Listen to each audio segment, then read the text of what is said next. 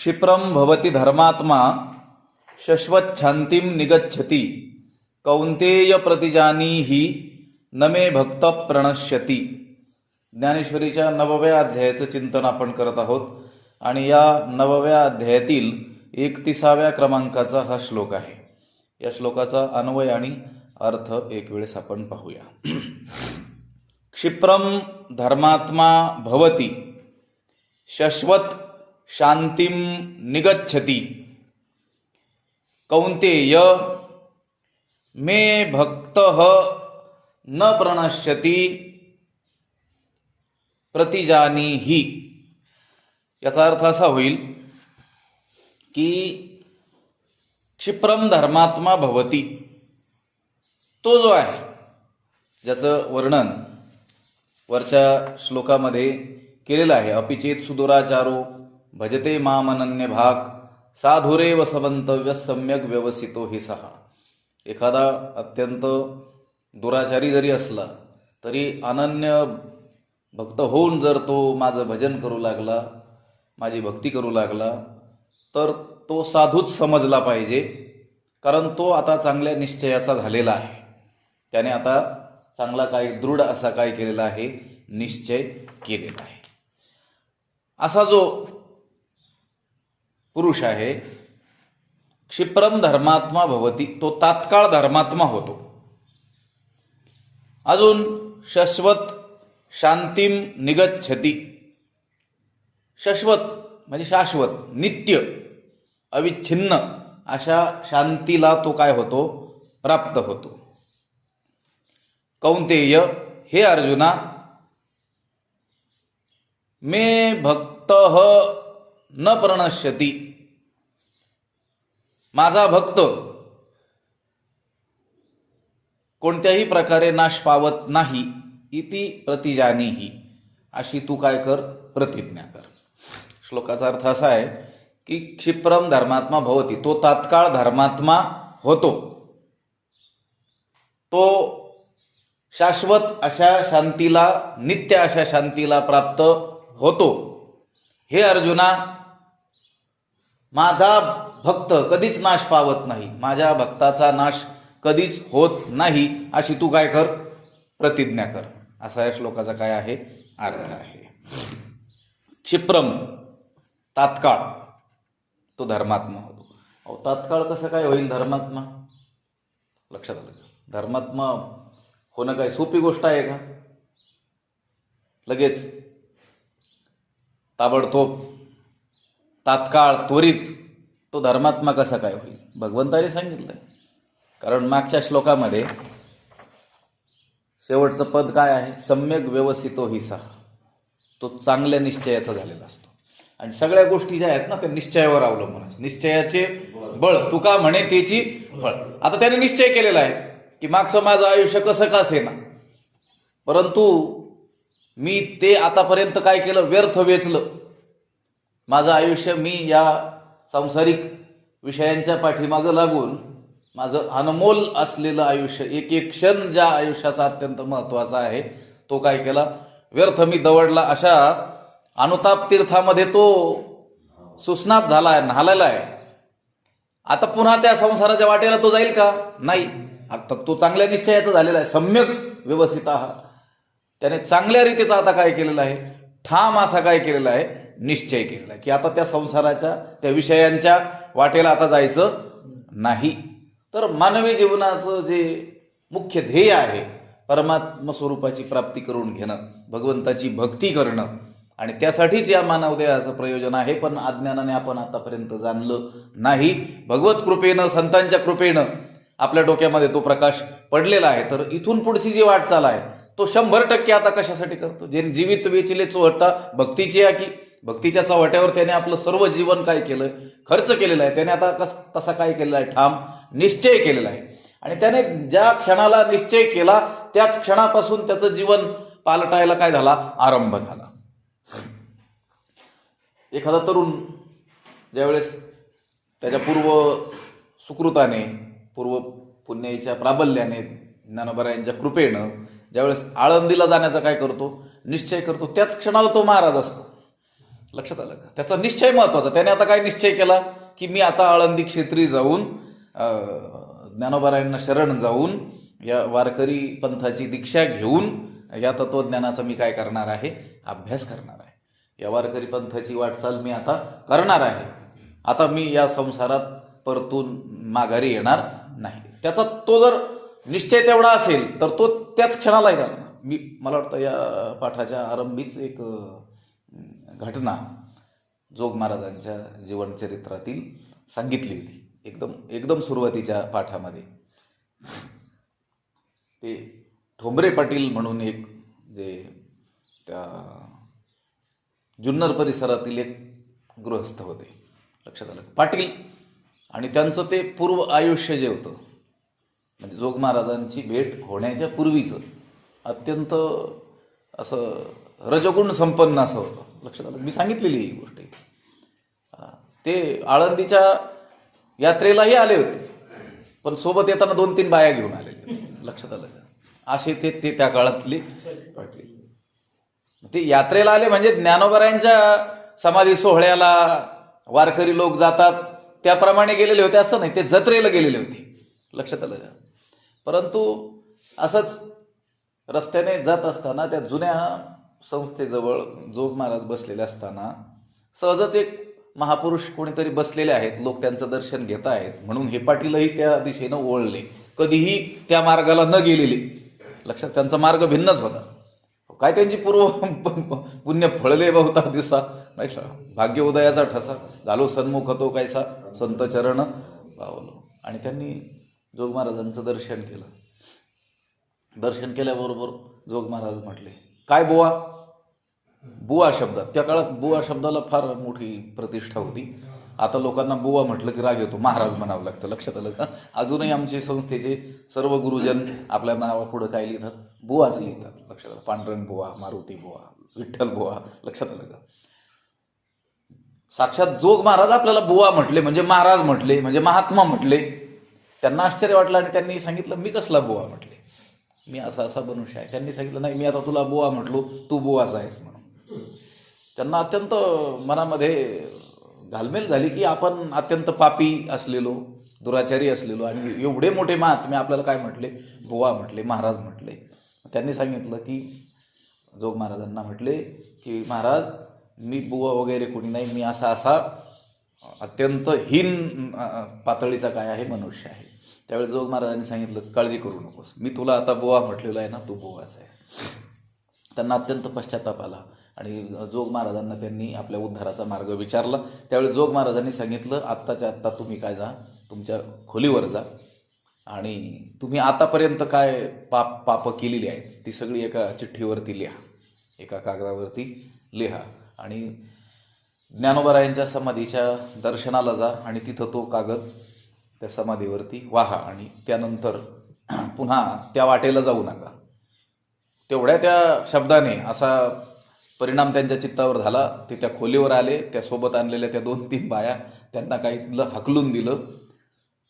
आपण आतापर्यंत केलेली सर्व पातकं आठवून त्या कागदावरती त्यांनी लिहिली. अत्यंत पश्चाताप, अनुताप तीर्थी नाला. लक्षात आलं का? पश्चातापरूपी तीर्थामध्ये सुस्नात ते झाली आणि सायंकाळी ज्ञानोबारायांच्या समाधीच्या दर्शनाला जात असताना तो कागद सोबत घेऊन गेले. तिथं त्यांनी तो आपली केलेली पातकं ते लिहिलेला तो कागद, ती चिठ्ठी ज्ञानोबारायांना वाहिली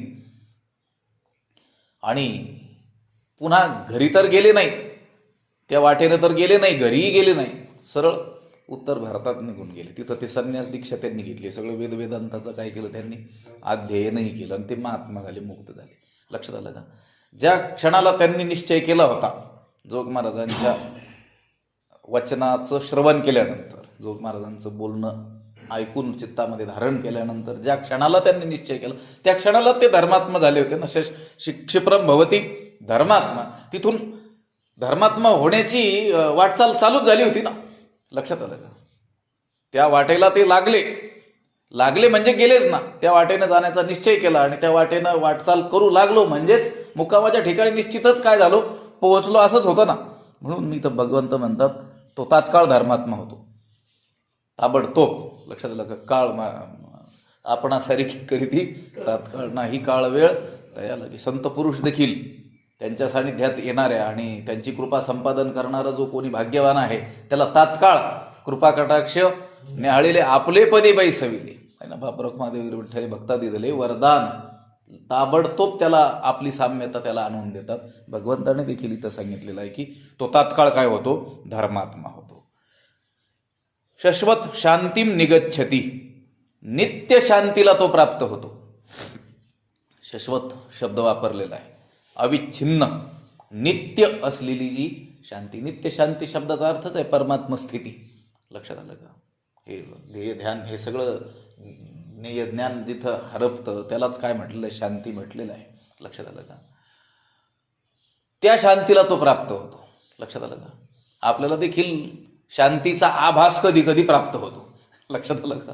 हा, आपल्याला शांती प्राप्त झाली आहे असं वरकरणी लोकांनाही वाटतं आणि आपलाही काय झालेला असतो तसाच गैरसमज झालेला असतो. परंतु ती काही शाश्वत शांती नसते, नित्य शांती नसते. काहीतरी दुसरं कारण घडलं की भंगलीच आपली शांती. लक्षात. पण तो जो महात्मा आहे म्हणजे तो जो सत्पुरुष आहे तो तात्काळ धर्मात्मा होतो, नित्य शांतीला काय होतो, प्राप्त होतो. कौंतेय हे अर्जुना, तू अशी प्रतिज्ञा कर, प्रतिजानीही, की मे भक्त न प्रणश्यती, माझा भक्त कोणत्याही प्रकारे नाश पावत नाही. आता हा अर्धा भाग जरा वेगळाच वाटतो. श्लोकाचा अर्धा भाग ठीक आहे, पहिल्या श्लोकाशी सुसंगत असा आहे. कसा की तो दुराचारी का असेना परंतु अनन्य रीतीनं जर माझं भजन केलं तर तो साधूच समजला पाहिजे, कारण तो आता चांगल्या निश्चयाचा झालेला आहे. तो तात्काळ धर्मात्मा होतो, तो नित्य शांतीला प्राप्त होतो. इथपर्यंतचं प्रकरण ठीक वाटतंय. पुढं लगेच भगवंत काय म्हणतात, हे अर्जुना तू अशी प्रतिज्ञा कर की माझा भक्त नाश पावत नाही. हे सुसंगत असं वाटतंय का? हा, एक बोलणं एकीकडचं एका विषयाचं, दुसरं बोलणं दुसरंच वाटतंय. लक्षात आलं का? हा, भगवंताने काय म्हणायला पाहिजे होतं, मी अशी प्रतिज्ञा करतो किंवा मी असं आश्वासन देतो, मी असा शब्द देतो की माझा भक्त नाश पावत नाही, तर मग ते प्रकरणाशी जुळलं असतं. इथं अर्जुनाला भगवंत म्हणतात तू अशी प्रतिज्ञा कर. लक्षात आलं का? अर्जुन म्हणतोय तुम्हीच प्रतिज्ञा करा. लक्षात आलं का? भक्त कोणाचा? तुमचा. भक्ती कोणाची करणार आहे? तुमची करणार आहे. लक्षात आलं का? त्याला मोक्ष स्थिती कोण प्राप्त करून देणार आहे? तुम्हीच करून देणार आहात. लक्षात आलं का? त्याचं कल्याण उत्कर्ष कोण करणार आहे? तुम्हीच करणार आहात. आणि मग तुमचा तो भक्त आहे, तुमची तो भक्ती करणार आहे, तुम्हाला त्याने सर्वस्व अर्पण केलेलं आहे, तर मग तुम्हीच असा शब्द द्या, तुम्हीच अशी प्रतिज्ञा करा काय की माझा भक्त नाश पावत नाही. म्हणजे तुम्ही मला असं सांगता की तू अशी प्रतिज्ञा कर की माझा भक्त नाश पावत नाही. लक्षात आलं का? माझ्या भक्ताचा कोणत्याही प्रकारचा नाश होत नाही. असं अर्जुन ज्यावेळेस भगवंताला म्हणाला त्यावेळेस भगवंताने सांगितलं, त्या प्रसंगी महाभारतामध्ये उल्लेख आहे की भगवंत म्हणतोय अर्जुना तुला ठाऊक नाही का की माझी प्रतिज्ञा काही टिकत नाही. लक्षात आलं का? एखाद्याला शब्द दिला आणि तो पाळलाच असं काही झालेलं नाही. तुझे चरित्र काही नेनिजे तिसऱ्या अध्यायात म्हटलेलं आहे ना अर्जुन, हे तेव्हा तुझं चरित्र काही कळत नाही बाबा. लक्षात आलं का? आता असं बोलतोस नंतर तसं बोलतोस. लक्षात आलं का? तू आज एखादा शब्द देतोस तर पुन्हा काय होतोस, त्या शब्दाला बदलतोस. हे अर्जुना तूच म्हटलेलं आहे तिसऱ्या अध्यायात आणि मला आता सांगतो तुम्ही प्रतिज्ञा करा.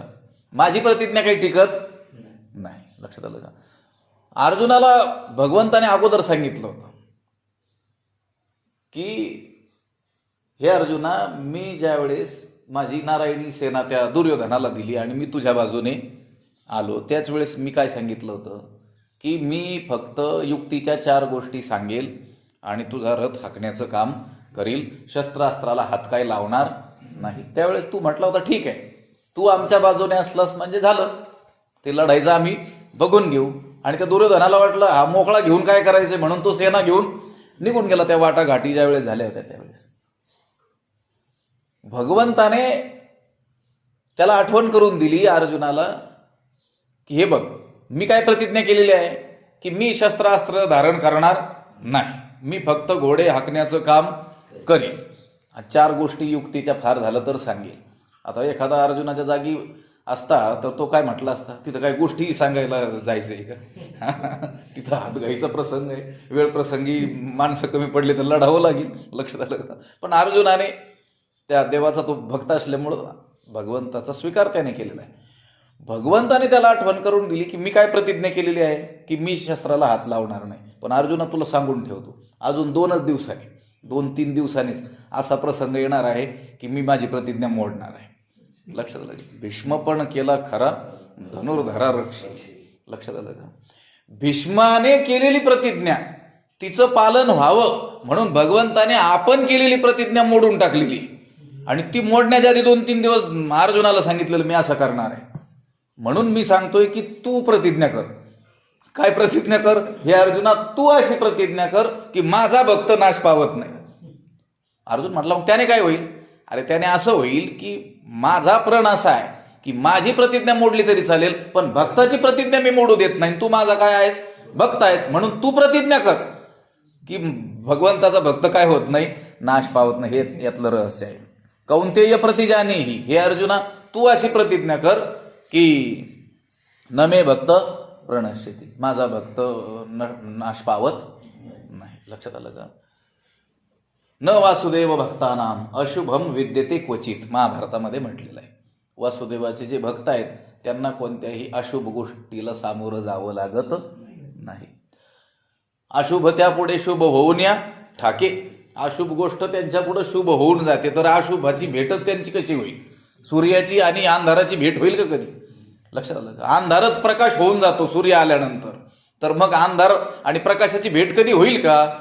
नाही होणार. लक्षात आलं? तसे जे देवाचे भक्त आहेत त्या भक्तीच्या बळाने त्यांच्या पुढे येणाऱ्या अशुभ गोष्टीच काय होऊन जातात? शुभ होऊन जातात. तर त्यांच्या वाट्याला अशुभ येईलच कसं? स्वल्पमप्यस्य धर्मस्य त्रायते महतो भयात.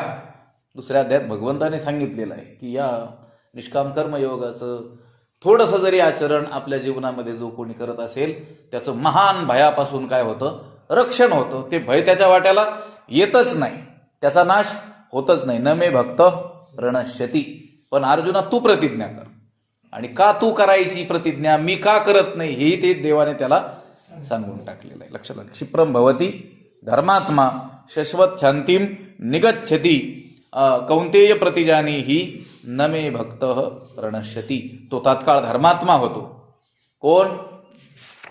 जो पुरुष अत्यंत दुराचारी जरी असला पण अनन्य भक्त होऊन माझं भजन करू लागला तर त्याला साधूच समजलं पाहिजे, कारण तो चांगल्या निश्चयाचा आहे. असा जो तो तात्काळ काय होतो? धर्मात्मा होतो.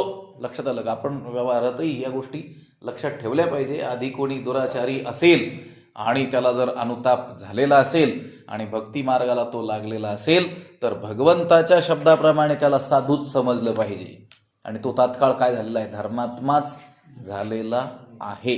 आपण त्याला हिणवणं याचा आपल्याला काहीही अधिकार नाही. कोण जाणे कोणा घडे उपासना. लक्षात आलं का? आपलं ठाऊक आहे का त्याची उपासना काय चालू आहे? वरून जरी त्याचा व्यवहार हा सामान्य रीतीनं आपल्यासारखाच दिसत असला तरी देखील त्याची अंतरस्थिती जी आहे ती आपण थोडीच जाणतो. ते एक तर श्रीगुरु संत देव यांच्यापैकी कोणीतरी जाणेल. हे तिघही जाणतील. आपल्याला जाणता येईल का बाहेरून? लक्षात आलं का? वर्म जाणे तो पारखी. लक्षात आलं का? वरून दोन्ही जरी सारखे दिसत असले, एक ध्यानस्थ बसलेला आहे, एक मनुष्य भगवंताचं सकाळी उठून शुचिरभूत होऊन काय करतोय? ध्यान करतोय. आणि त्याच्याच शेजारी दुसरा बसलेला आहे, तो काय करतोय? झोप घेतोय. बाहेरून पाहताना आपल्याला दोघंही सारखे दिसतात पण त्याचं वर्म जाणणारा तो कोण आहे? पारखी आहे. ते महापुरुष आहेत, संत आहेत किंवा हृदयस्थ असलेलं काय आहे? भगवंत आहे. अंतर्भाव तो जाणे, तो त्याला जाणू शकतो. आपण जाणू शकतो का सामान्य माणसं? आपण फक्त काय पाहतो? त्याचं पूर्व आयुष्य पाहतो, त्याची बाह्यकृती पाहतो, परंतु त्याची अंतरस्थिती जाणण्याची योग्यता आपल्यामध्ये नसल्यामुळं आपण कासया गुणदोष पाहू आणि काचे मज काय त्याचे उणे असे. दुसऱ्याचे गुण दोष काय आहेत हे मी कशाला बघत बसू? माझ्याकडे काय थोडे आहेत का? बघायचेच असतील तर का कुणाचे पाहावं? बेलाच्या फळासारखं असलेलं आपलं आत्मछिद्र पाहत नाही, परत छिद्र सुईच्या छिद्रासारखं असलं तरी आपण काय करतो, पाहतो. अशी माणसाची काय आहे, आत्मनो बिल्व मात्राने आपलं स्वतःमध्ये असलेलं एवढं मोठं छिद्र, म्हणजे इतके मोठे दोष ते आपण पाहत नाही. आणि दुसऱ्याचं मात्र सुईच्या टोका एवढं असलेलं छिद्र म्हणजे दोष परत छिद्र आपण काय करतो, पाहतो. त्याच्यातच आपला काय होतो, वेळ निघून जातो. लक्षात आलं की भगवंतांनी सांगितलेलं क्षिप्रम भवती धर्मात्मा, तो तात्काळ काय होतो, धर्मात्मा होतो. उदाहरणही सांगितलं तुम्हाला. शाश्वत शांतीम निगच्छतीश, नित्य शांतीला तो प्राप्त होतो. अर्जुना तू अशी प्रतिज्ञा कर की न मे भक्त प्रणश्यती, माझा भक्त काय होत नाही, नाश पावत नाही. लक्षात आलं का. असा या श्लोकाचा काय आहे अर्थ आहे. ज्ञानोबरायण याच्यावरती 10-12 ओव्या असतील.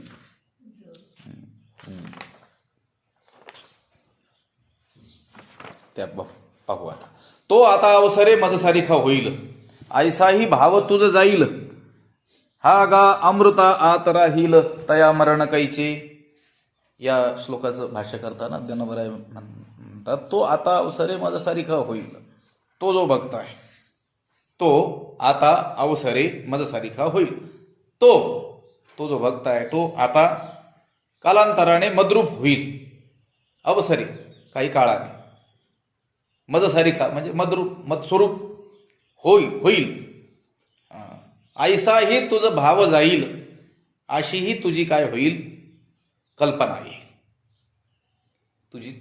तू अशी कल्पना करशील हे अर्जुना की तो जो भक्त आहे तो कालांतराने माझ्यासारखा होईल.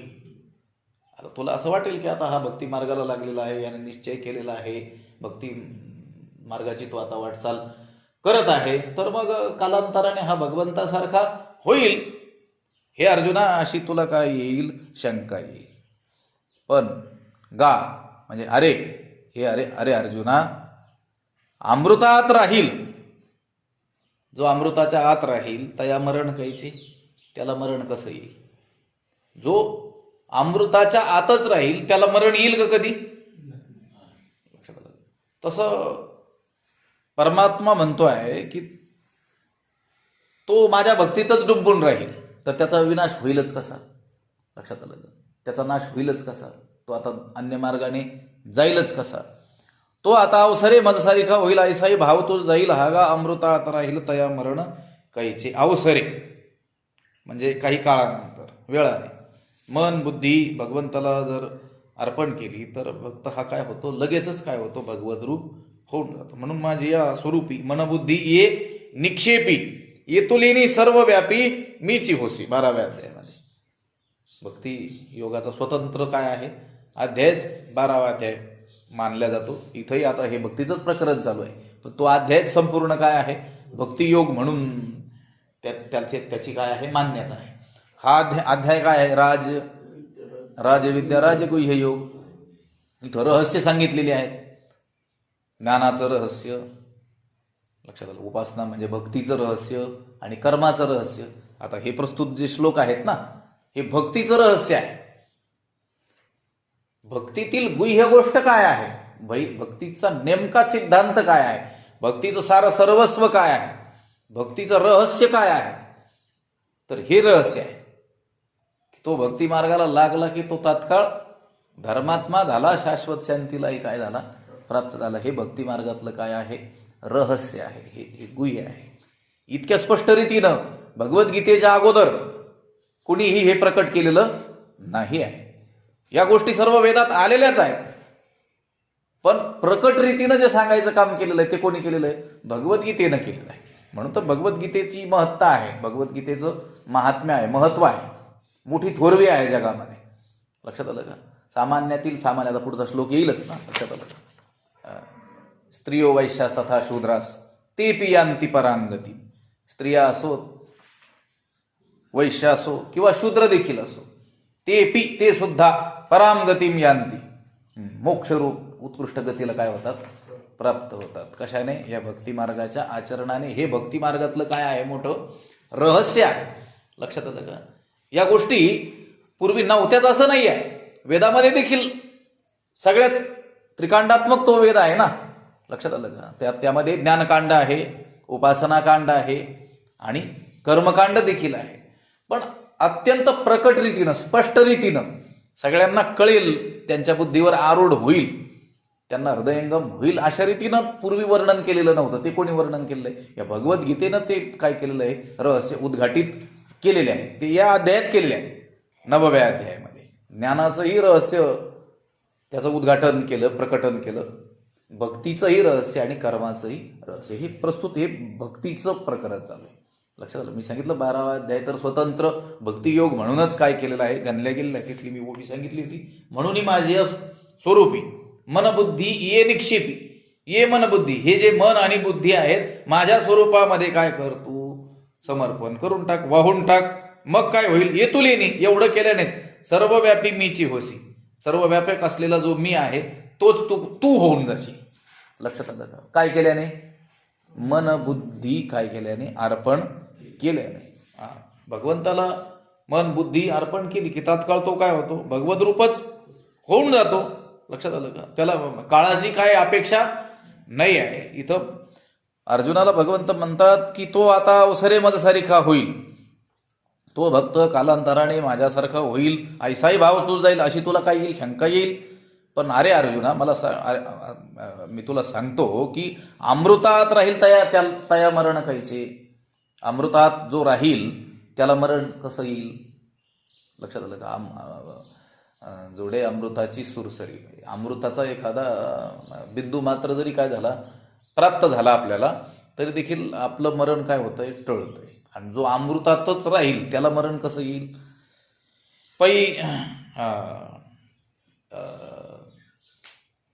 अगदी असं वर्णन आहे की मेलेल्या माणसाला देखील काय झाला, त्या अमृताचा लेश प्राप्त झाला तर काय होतं? त्याचं जीवित त्याला लाभतं. मग जो अमृताच्या आतच राहतो त्याला मरण कुठून येणार?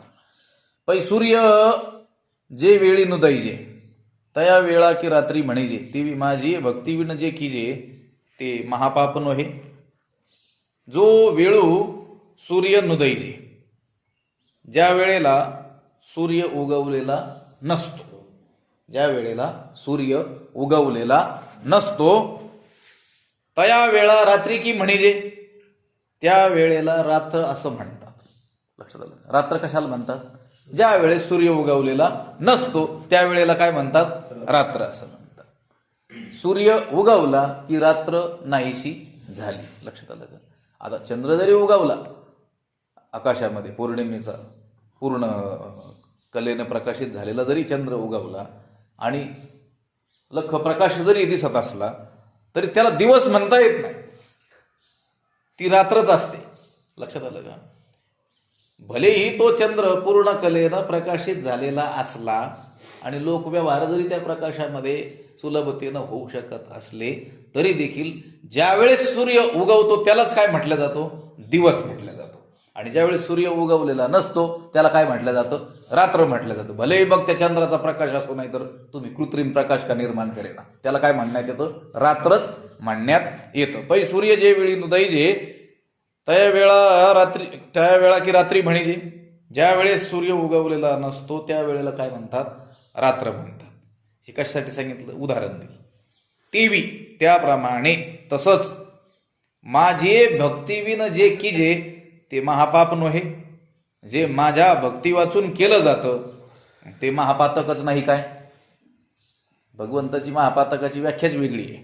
लक्षात आलं? स्मृतिकारांनी, पुराणकारांनी पापाच्या व्याख्या काय केल्या आहेत? वेगवेगळ्या केलेल्या आहेत. हे असं केलं तर पाप असं सांगितलंय ना. इथं काय सांगितलंय? भक्ती वाचून जे केलं ते पाप. लक्षात आलं का? भक्ती सोडून जे जे तुम्ही कराल ते काय? पाप. ही भगवंताची वेगळीच व्याख्या आहे. नुसतं पाप नाही, महापाप. ते माझी भक्तीविन जे की जे ते महापाप नव्हे. मी सांगितलं पुराण स्मृती ग्रंथकारांनी पापाचा बराच मोठा विचार मांडलेला आहे. शारीरिक पाप, मानसिक पाप, वाचिक पाप, त्याचे पुन्हा वेगवेगळे काय प्रकार, याचं वर्णन त्यांनी केलेलं आहे. हे असं असं केलं तर हे पाप तुम्हाला लागतं, त्याचं असं असं प्रायश्चित्त असतं वगैरे वगैरे असं वर्णन केलेलं आहे. पण भगवंताने एका शब्दातच महापापाची काय केली? व्याख्या केल्या. तिथं स्मृती ग्रंथामध्ये महापाप सांगताना सांगितलं ब्रह्महत्या सुरापानम स्तेयम गुरुवंदनागमः महांती पातकान्याहो असं म्हटलेलं आहे. संसर्गश्चापी तैसहा मनुस्मृतीमध्ये आलेला हा श्लोक आहे. ब्रह्महत्या ब्राह्मणाची हत्या, सुरापानम दारू पिणं, लक्षात आलं, स्तेयम चोरी करणं आणि विशेष करून सोन्याची चोरी करणं, म्हणजे सोन्याच्या घरी नाही, लक्षात आलं का, सुवर्णाची चोरी करणं स्तेय म्हणजे कसलीही चोरी पण विशेष करून सोन्याची चोरी.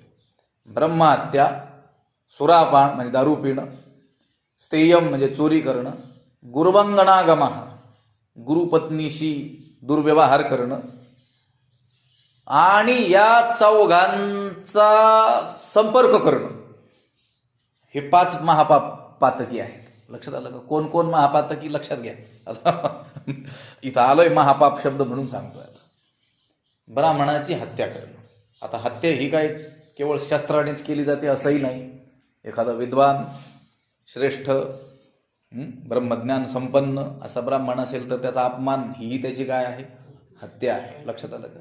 ब्रह्महत्या हे एक महापाप आहे. दारू पिणं हे काय आहे? महापाप आहे. लक्षात आलं का? चोरी करणं हे काय आहे? महापाप आहे. गुरुपत्नीशी गमन करणं हे काय आहे? महापाप आहे. आणि 5वा महापाप पातकी, त्याला काही करावं लागत नाही, फक्त यांची भेट घ्यायची. लक्षात आलं का? यांच्यासोबत राहिला की तोही काय झाला? महापातकी झाला. लक्षात आलं का? अशी व्याख्या कोणी केलेली आहे? स्मृतिकारांनी केलेली आहे. स्मृती ग्रंथकारांनी या महापातकाच्या अशा व्याख्या केलेल्या आहे. इथं महापाप भगवंताच्या दृष्टीनं काय आहे? साक्षात भगवंत सांगतोय, माझे भक्तीविण जे कीजे ते महापाप नव्हे. माझ्या भक्ती वाचून जे केलं जातं ते काय महापाप नाही का? म्हणजे महापापच आहे. लक्षात आलं का? कसं?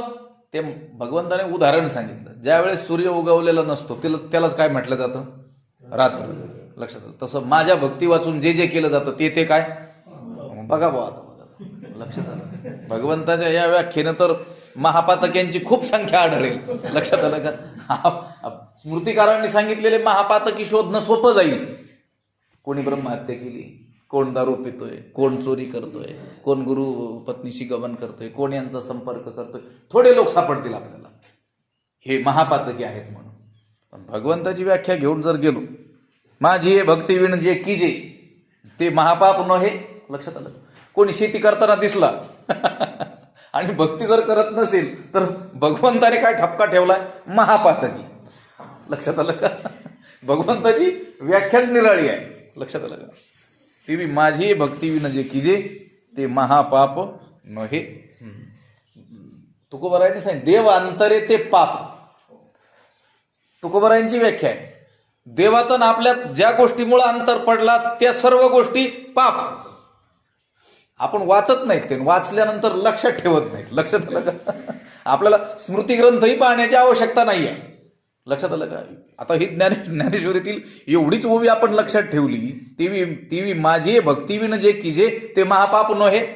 ज्याप्रमाणे ज्या वेळेस सूर्य उगवलेला नसतो तिलाच रात्रास्य म्हणण्यात येतं, त्याप्रमाणे माझी भक्ती न करता जे काही केलं जातं ते काय महापाप नाही का?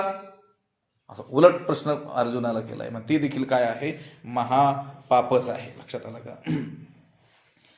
कारण तुकोबारायांनी पुण्याची व्याख्या करताना असं सांगितलंय, जयामध्ये नारायण शुद्ध पुण्य ते एक.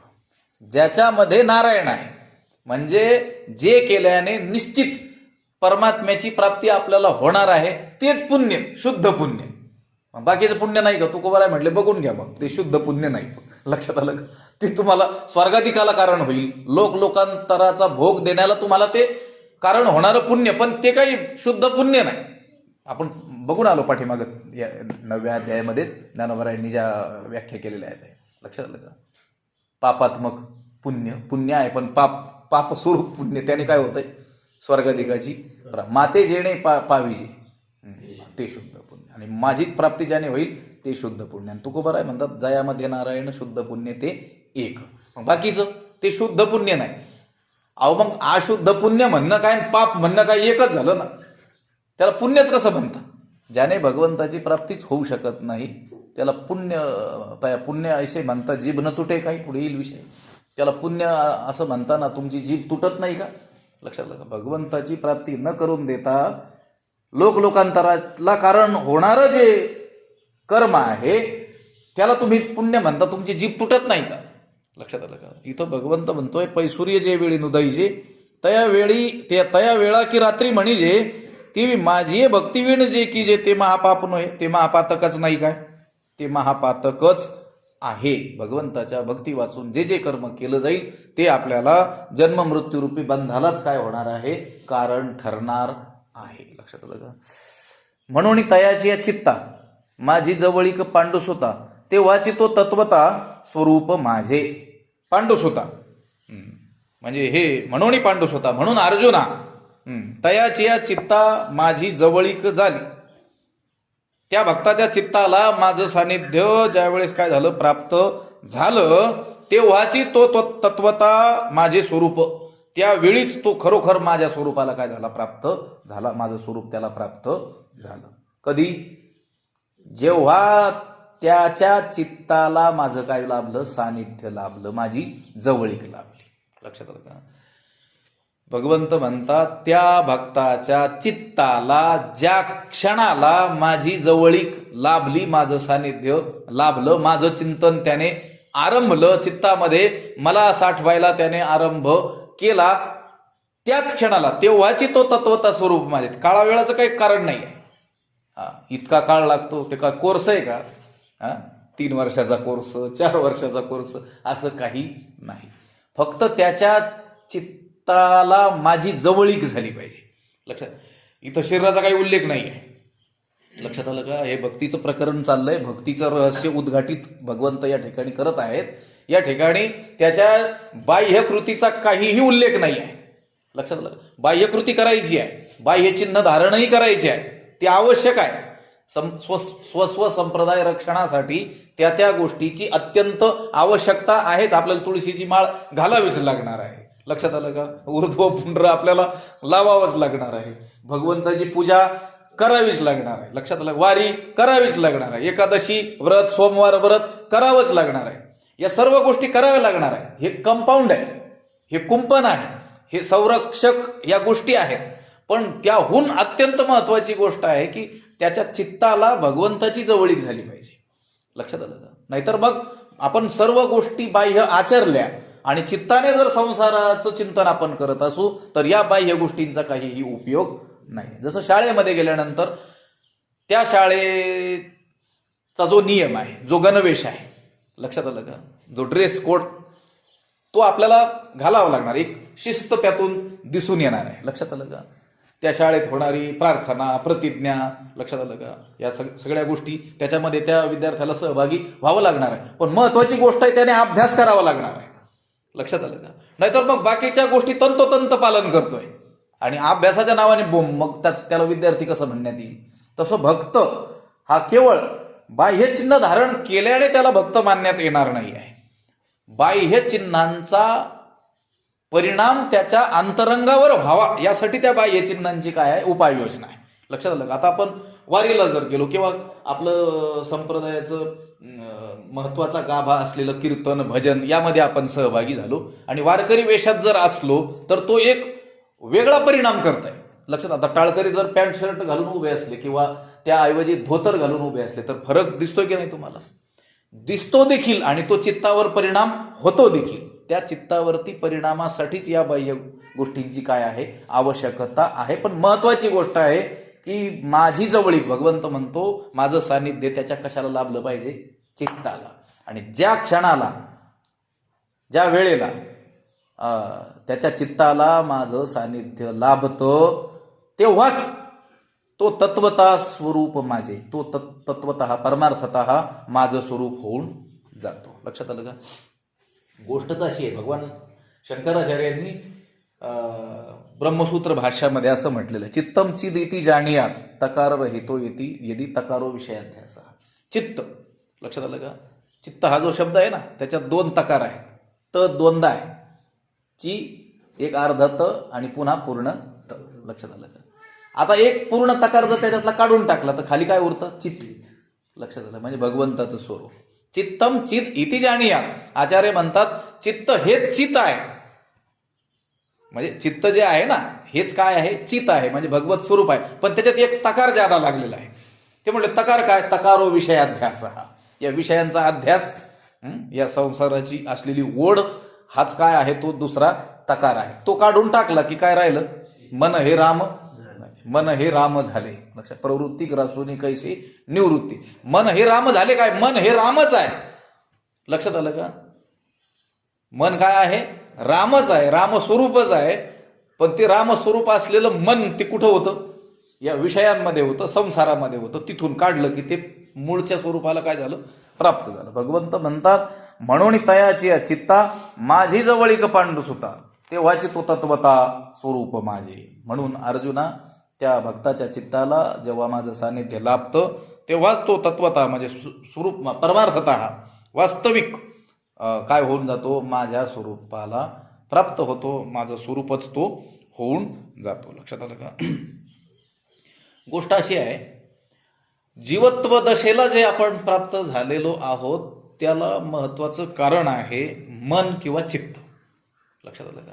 ही जीवत्व जे आपल्याला प्राप्त झालेलं आहे त्या जीवत्व दशेला मुख्य जर कारण असेल तर ते आहे मन किंवा ज्याला चित्त असं म्हणतात. वाया मन हे नाव हिरवी कल्पनाची सावेव जयाचीनी संगे जीव दशा वस्तू. वस्तू शब्दाचा अर्थ आहे ब्रह्म. लक्षात आलं का? परमात्मा. त्या परमात्म्याला, त्या ब्रह्मस्वरूपाला जीव दशा प्राप्त झाली जयाचीनी संगे, ज्याचा संग केल्यामुळं. लक्षात आलं का? वाया मन हे नाव. त्याला मन हे काय आहे? व्यर्थच नाव. एरवी कल्पनाची सावे. एरवी काय आहे? ती कल्पनाच आहे. पण जयाची निसंगी जीवदशा वस्तू, ज्याच्या संगाने वस्तूला जीवदशा प्राप्त झाली. लक्षात आलं का? कल्पना अविद्या तेने झाला जीव. मायोपाधी शिव बोली. माया उपाधीचा स्वीकार केला तर त्या परब्रह्म स्वरूपाला शिव म्हणजे ईश्वर भाव प्राप्त झाला. आणि कल्पना अविद्या म्हणजे कल्पनाची सावेव, या मनाचा संग केला तर त्यालाच काय भाव प्राप्त झाला? जीव भाव प्राप्त झाला. लक्षात आलं का? असं जे चित्त आहे त्या चित्ताने विषयाचं चिंतन सोडून जर परमात्म्याचं काय केलं? चिंतन करू लागलं, म्हणजे त्याला परमात्म्याचं सानिध्य जर लाभलं तर हळूहळू ते काय होतं? परमात्म्यामध्ये विरून जातं आणि सरते शेवटी हा जीव परमात्मा स्वरूपाशी काय होतो? समरस होऊन जातो. लक्षात आलं?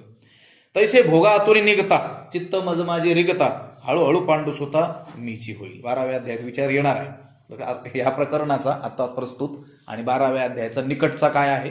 संबंध आहे. त्याचं चिंतन करताना आपल्याला याचा उपयोग करावा लागणार आहे आणि इथं याचं चिंतन करताना आपल्याला तिथला उपयोग होणार आहे. त्यांनी सांगितलं भोगा आतुरी निघता. ते चित्त हळूहळू हळू भोगातून बाहेर जसजसं निघेल आणि चित्त मज माझे रिगता आणि माझ्यामध्ये जसजसं काय होईल ते हळूहळू प्रविष्ट होईल. हळूहळू पंडुसुता मीची होईल. ते काय होईल? मीच होऊन जाईल. कोण? चित्त. म्हणून तयाची चित्ता माझी जवळीक पांडुसुता तेव्हाची तो तत्वता स्वरूप माझे. चिंतने चिंतने तद्रूपता तत्चिंतनम तत्कथनम अन्योन्यम तत् प्रबोधनम. त्या चिंतनानेच काय होणार आहे? तद्रूपता म्हणजे भगवत स्वरूपता, भगवत स्वरूपाशी ऐक्य प्राप्त होते. आणि ध्याता पंढरी राया मनासहित पालटे काय. लक्षात आलं? कायाही पालटे, मनासहित पालटे. कधी? पंढरी राया ध्यानी ध्याता. पंढरी रायाला ध्यानामध्ये धारण करत असताना, त्याचं ध्यान करत असताना. मग इथे सांगितलं म्हणून तयाची चित्ता माझी जवळीक पांडुस होता तेव्हाची तो तत्वता स्वरूप माझे. उदाहरण दिलं, जैसा दीपे दीपू लाविजे तेथ आदिल कोण हे नोळखीजे तैसा सर्वस्वे जो मज भजे तो मी होऊन ठाके. जैसा दीपे दीपू लाविजे, ज्याप्रमाणे एका दिव्याला दुसरा दिवा लावावा. लक्षात आलं का? एक दिवा पेटवलेला आहे आणि आपल्याला दुसरा दिवा पेटवायचा. आता दिवाळीचा सण येऊन गेला, आपण एका दिव्याने दुसरा दिवा, अनेक दिवे काय केले? पेटवले. लक्षात आलं का? जो न पेटवलेला दिवा तो आपण जो पेटलेला दिवा आहे त्या दिव्याला लावून काय केला? तोही काय केला? पेटवला. जैसा दीपे दीपू लावीजे. आणि एकदा ते सगळे दिवे लावले की मग तेच आदिल कोण हे ओळखीजे. मग त्यातला पहिला कोणता हे ओळखता येईल का आपल्याला? ओळखता येणार नाही, सांगता येणार नाही. त्याने जर ते क्रमाने लक्षात ठेवलं असेल तर लक्षात आलं, नंतर तर त्याच्याही लक्षात येणार नाही की हा अगोदरचा दिवा कोणता आहे. जैसा दीपे दीपू लावीजे, दिव्याने दिवा लावावा, ते आदिल कोण हे ओळखीजे. मग त्यातला पहिला कोणता हे जसे ओळखायला येत नाही, तैसा सर्वस्वे जो मज भजे तो मी होऊन टाके. तैसा जो मज सर्वस्वे भजे, त्याप्रमाणे जो मला सर्वस्वाने भजतो. सर्वस्वाने म्हणजे काया वाचा मनाने चित्ताने जो माझं काय करतो, भजन करतो, तो मी होऊन ठाके. तो आता तो राहत नाही, तो काय होतो, मीच होऊन जातो. लक्षात आलं का? मी तेची ते. आता पाठीमाग आपण त्या ओवीचं चिंतन करून आलो. लक्षात आलं का? ते व्या माता या परस्परे बाहेरी नामाचीच अंतरे वाचोनी आतोवट वस्तू विचारे. मी तेची ते, तेच मी आणि मीच ते. देव ते संत, देव ते संत, निमित्त त्या प्रतिमा किंवा देवाशी अवतार भक्ताशी संसार, दोहीचा विचार एकपणे. लक्षात आलं का? भक्त हे बाह्यांगाने संसार करत असताना आपल्याला दिसतील, संसारामध्ये वावरताना दिसतील, देव अवताराला आलेला आपल्याला दिसेल, पण दोहीचा विचार एक. पण देव आणि भक्त दुजा नाही विचार. लक्षात आलं का? देव आणि हा भक्त असा वेगळा विचारच त्यांच्यामध्ये नाही आहे. ते देव जो आहे तेच भक्त आणि भक्त जे आहे तोच देव. लक्षात आलं का? जैसा दीपे दीपू लावीजे, ते आदिल कोण हे ओळखीजे. तैसा सर्वस्वे जो मज भजे तो मी होऊन ठाके. तो मीच होऊन राहतो ही गोष्ट आहे, पण महत्वाची गोष्ट आहे तो मला भजतो. आणि त्यातही महत्वाची गोष्ट आहे सर्वस्वे. लक्षात आलं? केवळ भजतो असं नाही आहे, सर्वस्वे जो मज भजे. काया वाचा मने जीवे सर्वस्वे उदार, बापरोखमा देवर विठ्ठलाचा वारीकर. त्या वारीकर शब्दाचा भ्रष्ट रूप आहे वारकरी. शब्द काय आहे? वारीकर. वारीम करोती, वारी करतो, त्याला वारीकर असं म्हणतात. लक्षात आलं का? पण वारीकर, वारकरी कुणाला म्हणायचं? लक्षात आलं? होय होय वारकरी, वारकरी होय होय वारकरी पाहे पाहे रे पंढरी. वारकरी व्हा पंढरी पहा असं सांगितलेलं आहे. पंढरीचे वारकरी ते अधिकारी मोक्षाचे असंही सांगितलेलं आहे. आपण वारकरी व्हायचं म्हणजे नेमकं काय करायचं? फक्त आता आम्ही पॅन्ट शर्ट घालतो म्हणून आता धोतर आणि टोपी किंवा फेटा बांधला आणि गंध लावला, माळ घातली म्हणजे वारकरी होणार का? हा, ते धारण करावंच लागणार आहे. पण त्यापेक्षा महत्वाची गोष्ट त्यांनी सांगितली, ज्ञानोबारायांचा अभंग आहे, काया वाचा मने जीवे सर्वस्वे उदार. हा, बापरोखमादेवर विठ्ठलाचा वारीकर. कायेनं म्हणजे शरीराने, वाचेनं. लक्षात, त्या कायेनं शरीराकडून जे जे मत्कर्म करून सर्वे कर्म जो करील तो माझ्यासाठीच करील. वाचा वाणीनं तुका म्हणे वाचा वाहिली अनंता, बोलायचे आता काम नाही, आता दुसरं काही बोलणारच नाही. हा, हरी बोला नाही तरी व्यर्थ गल्बाला तो करणारच नाही. काया वाचा मने, मनाने देखील, मनाने जे जे संकल्प केले जातील ते भगवंताविषयीच केले जातील. जीवे पूर्ण जीवभावाने सर्वस्वी उदार, भगवंताविषयी सर्वस्वी जो काय आहे उदार आहे तो बापरोखमादेवर विठ्ठलाचा वारीकर. लक्षात आलं का? ते साईबाबाचा असेल तर मग ह्याची काही गरज नाही. लक्षात आलं का? तिथं शब्द बघा, संतांचे शब्द एक एक अक्षर आपल्याला आयुष्यभर विचार करायला पुरेसं पडेल असे आहे. विठ्ठलाचा वारीकर म्हटलेलं आहे. विठ्ठलाचा वारकरी जर व्हायचा असेल तर या गोष्टी ही परीक्षा द्यावी लागणार. लक्षात आलं का? बाकीकडेही वारकरी आहेत ना, लोक जातात. आता त्या आता सध्या काल परवा गेलो तो संध्याकाळच्या वेळेस, इकडे दिंड्या चालल्यात शिर्डीला. त्याच्यासाठी याची काही गरज नाही. तुमचं गंध लावण्याची गरज नाही, बाह्य चिन्हांचीही गरज नाही, आंतरचिन्हांची तर गरजच नाही. लक्षात. पण विठ्ठलाचा वारकरी व्हायचा असेल तर या सर्व गोष्टींची आवश्यकता आहे. तिथं शब्द आहे सर्वस्वे. काया वाचा मने जीवे सर्वस्वे उदार. इथं असं म्हटलं, तैसा सर्वस्वे जो मज भजे तो मी होऊन ठाके. भगवंत म्हणतात तो जो माझं भजन करणारा आहे तो मीच होऊन जातो. पण कसा भजन करणारा? हा, ताला स्वरात, ते तर महत्वाचंच आहे. पण ते नसलं तरी काही हरकत नाही आहे. नये जरी तू जम धुर दिधला सुस्वर नाही दे, नाही तयावीन भुकेला विठ्ठल येईल तैसा बोल, त्याच्या वाचून भुकेलेला नाही, पण भूक आहे त्याला, देव भावाचा भुकेल. लक्षात आलं का? आणि हाची दुष्काळ तयार. भाव का भोका, तो भावनेचा प्रेमाचा काय आहे, भुकेलेला आहे. आणि अशा प्रेमपूर्वक सर्वस्वाने जो माझं भजन करतो तो काय होतो, मीची होऊनी ठाके. लक्षात आलं का? मीच होऊन जातो.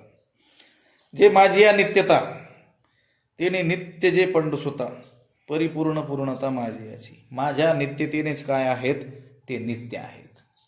म्हणजे माझी जी नित्यता आहे तीच त्यांची काय आहे, नित्यता आहे. तो तैसा सर्वस्वी जो मज भजे, तो मी होऊन ठाके. मग माझी नित्य शांती, तया दशा तेची कांती, किंबहुना जिती माझेनी जीवे. मग माझी नित्य शांती, मग माझी जी अखंड स्वरूप शांती जी आहे, नित्य शांती जी आहे, त्याची तया दशा, तीच त्यांची स्थिती आहे. भगवंत म्हणतात जी माझी अखंड स्वरूप शांती आहे, नित्य शांती आहे, माझी जी शांती आहे तीच त्यांची काय आहे, स्थिती आहे. पुन्हा काय आहे, कांती, तेच त्यांचं काय आहे, तेज आहे. किंबहुना अजून फार काय सांगावं अर्जुना, माझेनी जीवे जिती, ते जे जगतात ना ते माझ्या जीवानेच जगतात. लक्षात आलं का? फार काय सांगावं, माझ्या जीवानेच तो जगत असतो किंवा ते भक्त जगत असतात. मग माझी नित्य शांती, नित्य शांती स्वरूप शांती. काय उभे तरी गिळोनी ज्ञेयाते, ज्ञाता ज्ञानही मागवते, हरपे निरुते ते शांती पैगा. त्याला शांती म्हटलेलं आहे. ज्या ठिकाणी ज्ञेयाला गिळून ज्ञाता ज्ञान देखील राहत नाही, हरपून जातं, ज्या ठिकाणी त्याला काय म्हटलेलं आहे, शांती. म्हणजे भगवंताने केलेली शांतीची व्याख्या. शांती शब्दाचा अर्थ आहे भगवंताची स्वरूप स्थिती. लक्षात आलं का? त्याचं स्वस्वरूप, त्यालाच काय म्हटलेलं आहे, शांती म्हटलेलं आहे. आणि भगवंत काय म्हणतोय, मग माझी नित्य शांती, आणि माझी ही जी अखंड शांती आहे, तया दशा, तीच त्याची काय आहे, अवस्था आहे. त्याची कांती, तीच त्याची काय आहे, शोभा आहे. त्या योग्याची संपदा, त्याग आणि शांती. लक्षात आलं का? उभय लोकी कीर्ती सोहळा मान. योग्याची म्हणजे त्या संताची, त्या भक्ताची, त्या महात्म्याची, त्या महापुरुषाची संपत्ती, त्याचं ऐश्वर काय आहे, त्याग आणि शांती. तिथं ह्या शांतीचं वर्णन केलेलं आहे. लक्षात आलं का? भगवंताचं जे स्वरूप तेच त्यांचं काय स्वरूप आहे. लक्षात आलं का? म्हणून भगवंत म्हणतोय मग माझी नित्य शांती, तया दशा तीची कांती. माझी अखंड शांती हीच त्यांची काय आहे, त्याची अवस्था आहे, आणि तीच त्याची काय आहे, शोभा आहे. लक्षात आलं का? आपण याच्यावर अनेक वेळेस बोललेलो आहोत. महापुरुषांची शोभा काय आहे, आमच्या स्वामीजींचं वचनांच्या आधारे किंवा त्यांच्या जीवनात घडलेल्या अनेक घटनांच्या आधारे मी सांगितलेलं आहे की त्यांनी अनेक वेळेस ज्यांना खूप मोठं मोठं मानण्यात येतं त्या लोकांना देखील खडसावलेलं आहे की हे ऐश्वर्य आम्हाला का दाखवता, हे वैभव आम्हाला का दाखवता, हे हा मठ बांधला, हे मंदिर बांधलं. ही तर संसाऱ्यांची शोभा आहे, साधूची शोभा ही आहे, आणि ते फाटके कपडे दाखवले होते. लक्षात आलं का?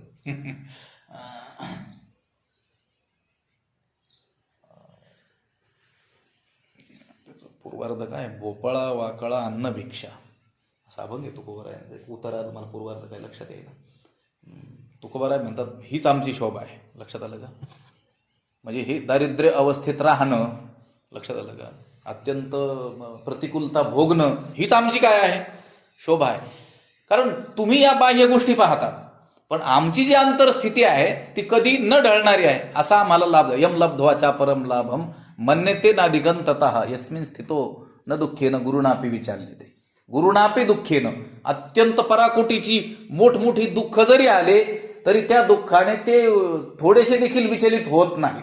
मेरू पर्वताप्रमाणे ते काय आहेत, दृढ आहेत. त्यांची शांती कोणीही ढळूच शकत नाही. नाथ महाराजांच्या जीवनातील प्रसंगही आपण अनेक वेळेस त्याचा विचार केलेला आहे की अगदी वरपडोप आहे. भंडास महाराजांचा अभंग आहे हा, ब्रह्मगोळ भंगाज आहे, वडवानळ त्रिभुवन खाय तरी मी तुझीच वास पाहेगा विठोबा. या सर्व गोष्टी घडल्या या जगात, उलथापालथ झाली, तरी त्यांची अखंड शांती काही ढळत नाही. कारण ती जी शांती आहे, ती परमात्म्याची जी अखंड शांती आहे, तीच त्यांची अवस्था आहे. कोणाची?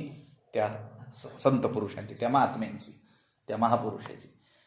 पैज लावून अगदी नाथ महाराजांना क्रोध येईल असा प्रसंग म्हणजे घडवून आणला गेला, परंतु त्यांची काही शांती ढळलीच नाही. लक्षात आलं का? कारण ती जी शांती आहे, भगवंत म्हणतात मग माझी नित्य शांती तया दशा. ही माझी जी अखंड शांती आहे तीच त्यांची काय आहे? अवस्था आहे. आणि माझी जी शोभा आहे, माझी जी कांती आहे, तीच त्यांची काय आहे? शोभा आहे. लक्षात आलं का? संत किंवा महापुरुष हे कशाने शोभतात?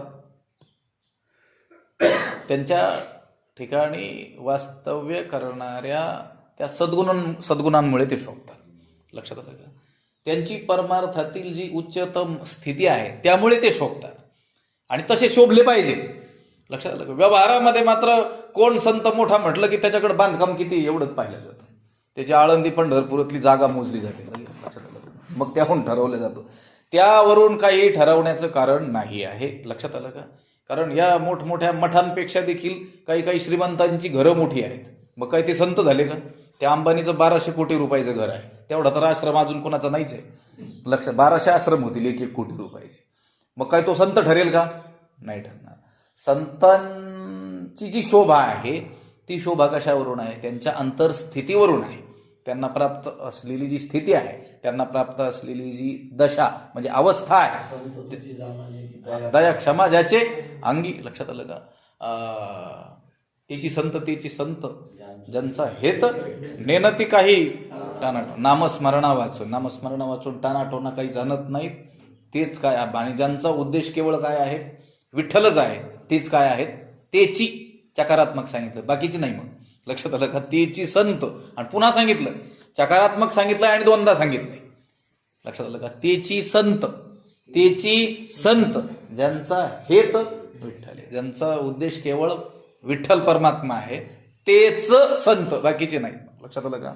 मग माझी नित्य शांती तया दशा तीची कांती किंबहुना जिती माझी जीवी.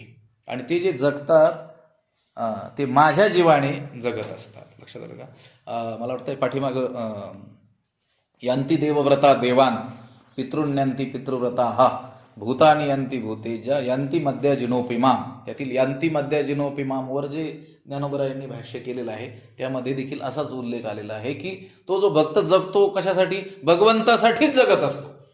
त्याने आम्ही हरीचे भूषावाया लागे, त्याने अहंकारही धारण केलेला असतो, पण आम्ही हरीचे दास आहोत हा अहंकार त्याने धारण केलेला असतो. लक्षात आलं का? त्याच्या ठिकाणी लोभ असतो, तो माझी लोभेनी, माझ्या लोभाने तो लोभी असतो. लक्षात आलं? आणि तो जिवंत जो असतो तो देखील माझ्यासाठीच काय असतो? जिवंत असतो. त्याने जीवन धारण देखील केलेलं असतं, ते माझ्यासाठीच केलं असतं. किंबहुना जिती माझीनी जीवे, माझ्या जीवानेच काय करत असतो? तो जगत असतो. थांबायचंय का? 1 तास झालाय. पुंडलिक वरदा हरी विठ्ठल श्री ज्ञानदेव तुकाराम पंढरीनाथ